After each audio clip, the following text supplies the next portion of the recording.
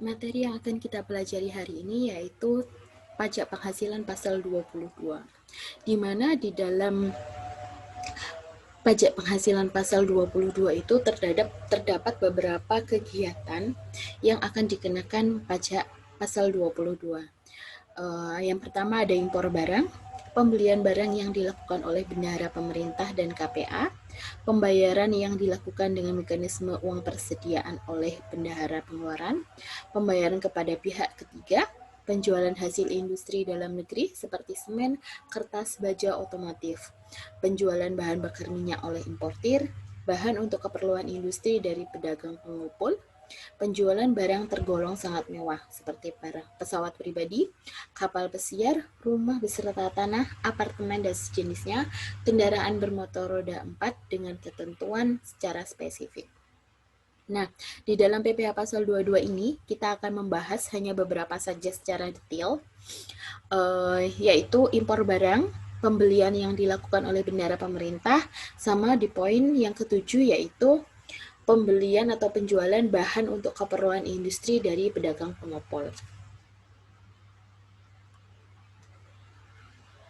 Sedangkan ada beberapa kegiatan yang tidak dikenakan PPh pasal 22, meskipun dia termasuk pada kegiatan-kegiatan yang sebelumnya, poin 1 sampai poin 8. Tapi kegiatan ini tidak akan dikenakan pajak penghasilan pasal 22. Jadi dia masuk pengecualian. Seperti impor barang yang dibebaskan dari pungutan bea masuk dan PPN, yaitu khusus untuk barang-barang perwakilan negara asing dengan asas timbal balik. Jadi misalkan barang-barang negara sahabat ataupun barang-barang yang diperlukan kedutaan yang ada di Indonesia dengan asas timbal balik, barang kiriman untuk keperluan ibadah umum, barang keperluan penyandang cacat, buku-buku pelajaran, kereta api dan suku cadangnya, persenjataan untuk keamanan negara, dan lain-lain. Jadi, barang-barang itu akan dibebaskan dari pungutan bea masuk dan PPN. Juga PPh pasal 22. Lalu impor sementara dimaksudkan untuk ekspor kembali. Impor kembali atau reimpor sesuai dengan ketentuan undang-undang, pembayaran untuk pembelian gabah atau beras oleh Bulog, emas batangan yang akan diproses dengan tujuan ekspor, dan pembelian barang sehubungan dengan bantuan operasional sekolah. Nah, gimana sih cara menghitung PPh pasal 22 atas impor? Jadi untuk menghitung PPh 22 atas impor itu, yang pertama, itu basicnya adalah tergantung nilai barang itu sendiri. Itu yang jelas pasti. Di mana PPh 22 atas impor itu ada 3 jenis tarif. Tarif yang pertama, PPh pasal 22 impor bagi importir yang memiliki API, yaitu dengan tarif 2,5% dikalikan nilai impor. API itu apa? API adalah angka pengenal impor. Jadi semacam ID bagi importir. Bagi kita, misalkan teman-teman jadi importir, kalau teman-teman memiliki API, punya ID untuk impor, itu akan mendapatkan tarif PPh 22 yang jauh lebih rendah daripada yang tidak memiliki API. Karena untuk tarif PPh 22 impor yang tidak memiliki API, non-API yaitu 7,5% dari nilai impor. Lalu untuk impor khusus dengan API yaitu kedelai, gandum, dan terigu, karena ini dianggap sebagai kebutuhan pokok dengan tarif 0,5% dari nilai impor. Nah, rumus untuk mencari nilai impor seperti apa? Jadi nilai impor itu pada dasarnya adalah jumlah dari SIF ditambah bea masuk dan bea masuk tambahan. SIF itu singkatan dari Cost Insurance Freight. Cost itu biaya ya. Biaya berarti nilai barang itu atau harga barang itu di luar negeri. Jadi harga belinya seperti apa? Cost sama harga beli belum tentu sama. Jadi bisa saja kita belinya dapat murah banget, tapi sebenarnya nilai pasar di harga itu nggak semurah itu. Maka yang dipakai adalah memang nilai barang itu di luar negeri, pada dasarnya bakunya berapa. Insurance atau asuransi barang. Jadi biasanya untuk pembelian dari luar negeri itu kan kita pasti mengikutkan asuransi barang yang kita beli. Lalu ada freight, biaya angkutnya. Nah, nilai-nilai mulai dari cost atau nilai barang itu, asuransi yang kita keluarkan untuk barang itu, lalu biaya angkutnya, itu kita jumlah menjadi nilai CIF. Nah, untuk mendapatkan nilai impor, CIF harus ditambahkan dengan bea masuk dan bea masuk tambahan. Bea masuk biasanya besarnya itu berdasarkan persentase. Misalkan ditetapkan untuk barang yang kita beli bea masuknya itu misalkan 5%, berarti 5% dari SIF. Bea masuk tambahannya misalkan 10%, berarti 10% dari SIF. Seperti itu.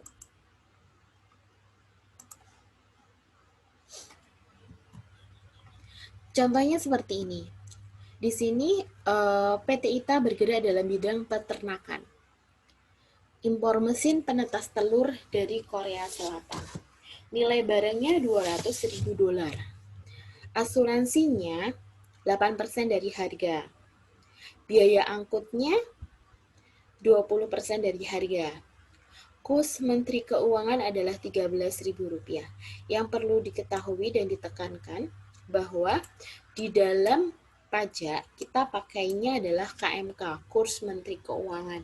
Kita nggak pakai kurs jual atau kurs beli. Biasanya kalau teman-teman mempelajari di dalam manajemen keuangan ataupun di dalam ekonomi, kita kan ada kurs jual, ada kurs beli seperti itu. Tapi khusus untuk pajak, kita pakainya adalah KMK, kurs yang ditetapkan oleh Menteri Keuangan, dan biasanya nilainya berbeda dengan kurs jual ataupun kurs beli. Lalu bea masuknya adalah 12,5% ditetapkan. Bea masuk tambahnya adalah 17,5%. Hitunglah berapa besar PPh 22 atas impor jika memiliki API. Lalu jika kita tidak memiliki API, berapa besarnya PPh? Nah, yang pertama jelas kita harus mencari nilai impor. Tentu kita harus mencari nilai SIF-nya terlebih dahulu. SIF itu di sini harus ada cost, insurance, sama freight.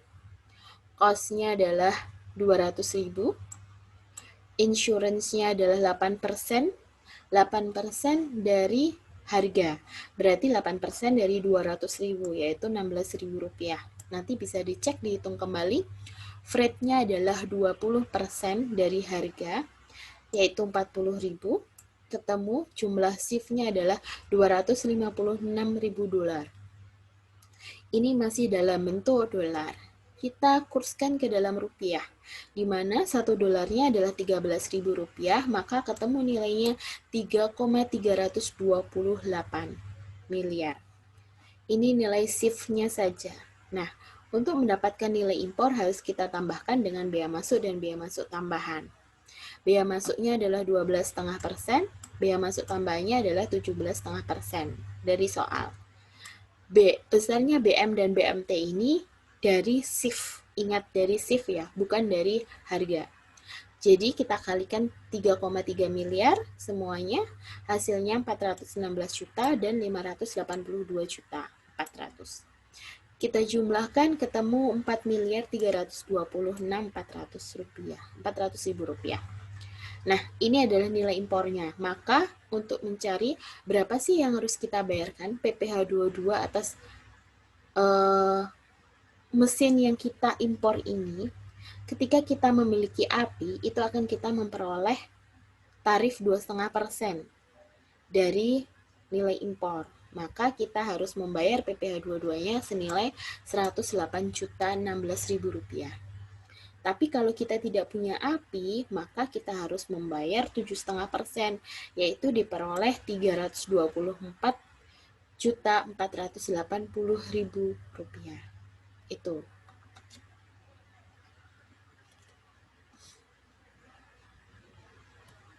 Oke. Lalu yang kedua adalah pajak penghasilan 22 atas pembelian yang dilakukan oleh bendaharawan pemerintah. Bendaharawan apa saja PPh 22 bendaharawan? Yang pertama yaitu instansi yang melakukan operasionalnya menggunakan dana APBN atau APBD. Itu yang pertama. Yang kedua adalah perusahaan kontrak karya migas. Lalu yang ketiga adalah BUMN atau BUMD. Di mana pajak penghasilan 22 bendaharawan yaitu besarnya 1,5% dari DPP, dasar pengenaan pajak. Sedangkan pajak penghasilan 22 atas pengumpul hasil bumi yaitu 0,25% dari DPP. DPP adalah harga jual atau harga beli tanpa PPN. Ingat ya, tanpa PPN. DPP itu tanpa PPN. Jadi kalau misalkan ada harga 110 juta, sudah termasuk PPN, berarti PPN-nya harus kita keluarkan dulu. Kita cari DPP-nya. Kalau bahasanya nilai kontrak, berarti itu DPP ditambah PPN. Contohnya untuk yang PPH pasal 22 bendahara. Contohnya seperti ini. Ada dinas perumahan melakukan pengadaan barang. Maksudnya adalah dinas perumahan ini melakukan pembelian barang berupa mebel dengan CV kayu indah, nilai kontraknya 550 juta. Yang perlu diperhatikan adalah di sini nilai kontrak. Nilai kontrak itu adalah harga jual ditambah PPN. Jadi 550 juta ini bukanlah DPP. Maka hitunglah PPh 22 yang harus dipungut oleh dinas perumahan. Nah, karena nilai kontraknya itu 550 juta, di mana nilai kontrak itu sudah ditambahkan dengan PPN, maka PPN-nya harus kita keluarkan dulu nih. Kan PPN-nya 10% ya, teman-teman. Di mana nilai kontrak itu berarti 100 ditambah 10%. Maka DPP-nya kita peroleh 500 juta. PPN-nya itu 50 juta. Nah, PPh pasal 22-nya 1,5% dikali DPP, yaitu 1,5% dikali 500 juta. Maka pajak penghasilan pasal 22 yang dipungut oleh dinas perumahan adalah 7,5 juta rupiah. Dan rekanan CV Kayu Indah menerima penghasilannya 500 juta dikurangi 7,5 juta, yaitu 492.500. Sebenarnya sistematikanya itu hampir sama sih teman-teman. Pemahamannya gini ya. Saya jelaskan di slide sini ada space kosong. Jadi seperti ini. Kalau misalkan ini toko. Kalau yang beli kita orang biasa sama yang beli bendahara, nah, bedanya adalah kalau kita beli biasa, itu kita harus bayar tadi harganya adalah 550 juta rupiah. Ini ya, 550 juta rupiah. 550 juta rupiah ini termasuk PPN, di mana PPN-nya ini nanti akan disetorkan ke kas negara oleh siapa? Oleh tokonya. Jadi toko ini akan setor 50 juta rupiah. Ya. Tapi kalau yang membeli adalah bendaharawan, skemanya adalah ketika membeli barang seharga 550 juta rupiah, maka bendaharawan punya hak ataupun kewajiban untuk memotong pajak. Atau jadi bendahara tidak akan membayar 550 juta full. Pertama, dia akan memotong PPN. Oke, PPN ini akan dipungut oleh bendahara sebesar 50 juta rupiah. Jadi, logikanya adalah bendahara ini kan harusnya bayar 550 nih. Karena bendahara punya kewajiban untuk memotong PPN, maka PPN-nya 50 jutanya ini tidak perlu disetorkan ke toko. Jadi 50 jutanya tetap dipegang oleh bendahara. Dia hanya bayar 500 juta rupiah tok. Ya kan? 500 juta rupiah aja. Bu, nanti 50 jutanya kemana? 50 jutanya ini akan disetorkan ke kas negara juga. Tapi yang menyetorkan adalah bendahara. bukan toko.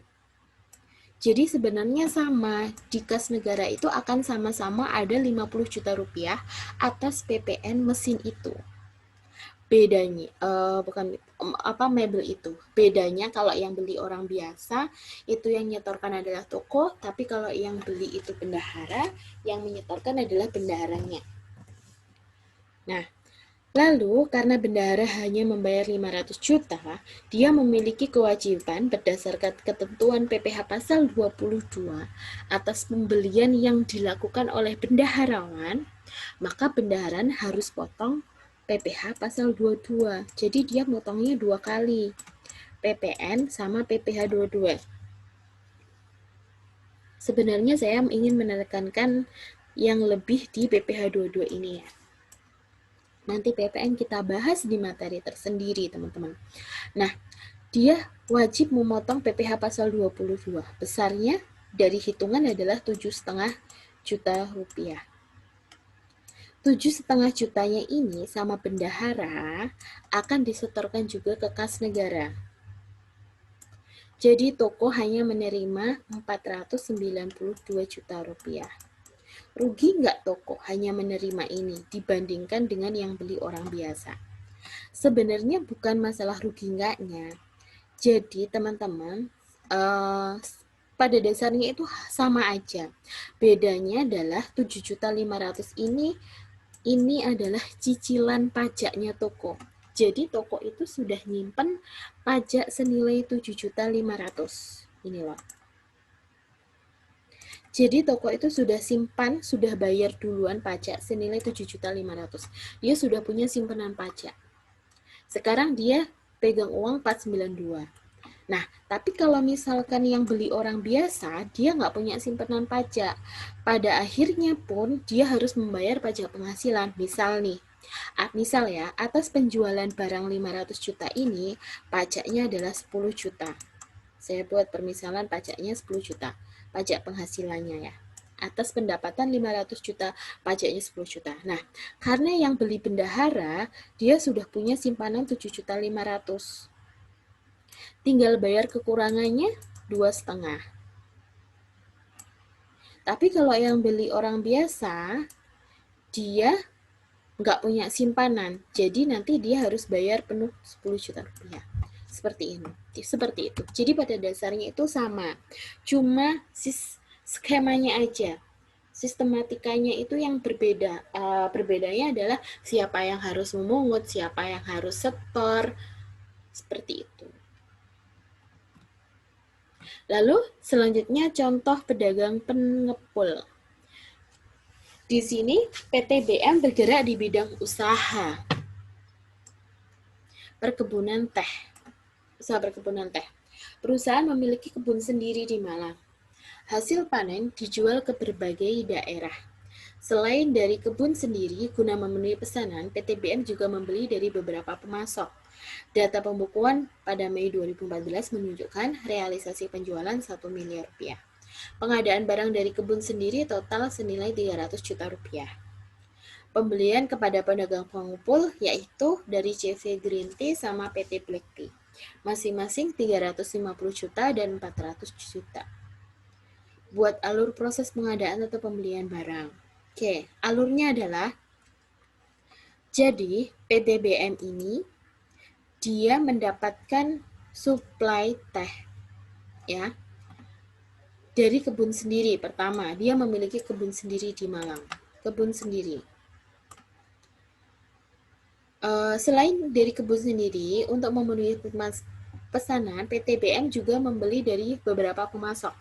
Karena mungkin kalau dari kebun sendiri nggak cukup ya, jadi kuantitasnya nggak memenuhi, maka dia ambil dari pemasok. Ada 2 pemasok, atau yang biasa kita dalam bahasa ini adalah pedagang pengumpul, atau kalau kita itu pengepul.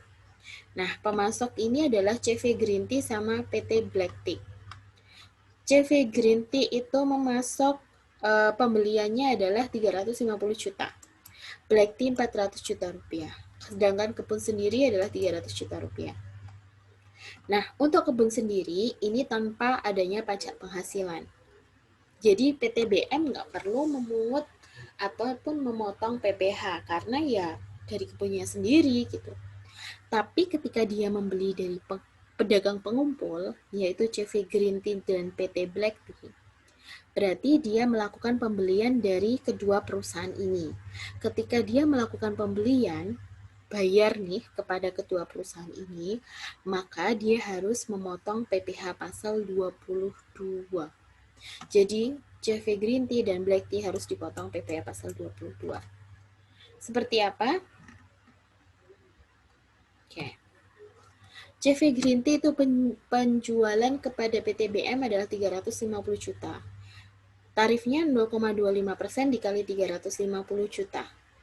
Hasilnya adalah Rp875.000. Maka kredit pajak bagi CV Green Tea sebesar Rp875.000. Artinya seperti ini teman-teman.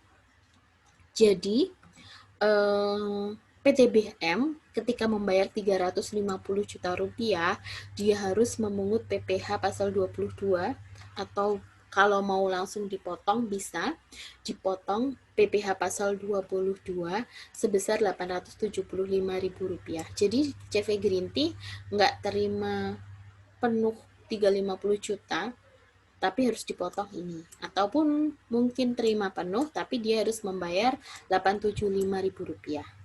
Ini adalah PPh 22 yang dipungut oleh PTBM. Lalu PT Black Tea 400 juta, ketemunya adalah 1 juta rupiah. Kredit pajak bagi PT Black Tea sebesar 1 juta rupiah. Nah, total PPh yang dipungut dan disetor oleh PTBM, jadi PTBM itu memungut dari pedagang pengepul totalnya 875 ditambah 1 juta, yaitu Rp1.875.000. PTBM harus menyetorkan ke kas negara sebagai PPh pasal 22 yang dipungut dari CV Green Tea dan PT Black Tea. Kebun sendiri tanpa PPh karena hasil bumi sendiri.